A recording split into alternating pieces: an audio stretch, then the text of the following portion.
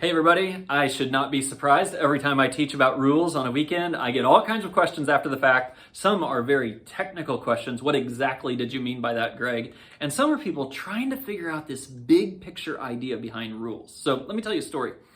About 10 years ago, I was selected with a small group of pastors to tackle some issues that were facing the state of Indiana. And we would meet every other month on the campus of Wabash College in Crawfordsville, Indiana. I had never been to Wabash before, but I was quickly enamored, not just by the beauty of the campus, but by the culture that they had there. Wabash is a men's college, and I've learned since then that we have some Wabash men who are graduates at Suncrest. But what's unique is they don't have a student handbook. They don't have a policy manual. They don't have a list of rules that all students have to follow.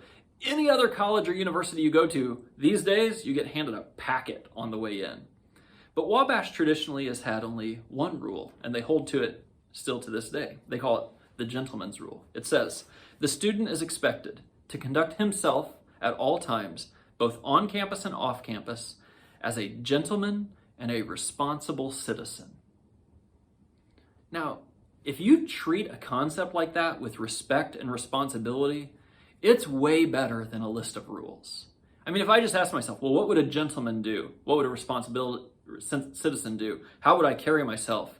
It covers all kinds of things. And I think that's what's so powerful. I mean, they could get a group of people in a room and say, oh, let's define that. Let's put 15 bullet points under it of what that means you can and can't do. But we all know the moment you put 15 bullet points under it, there's 15 more that you could put. And some of them get old, some of them get outdated. I mean, my parents taught me when I was a kid not to write on our walls at home. Good parents do that. But here I am in my office, and watch this. I write on my wall all the time. It's the coolest wall I've ever seen.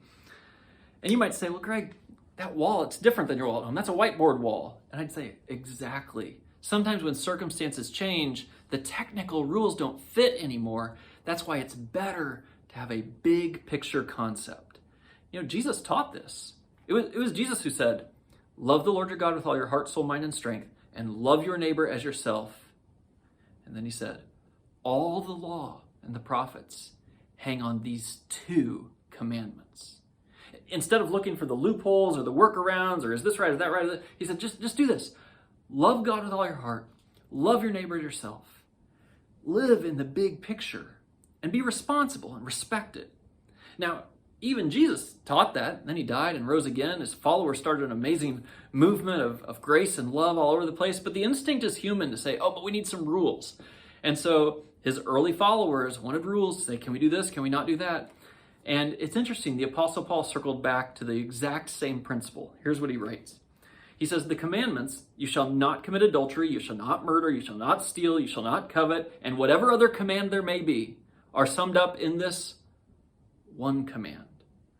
Love your neighbor as yourself. You see, it's much more simple, but it's not easier to do.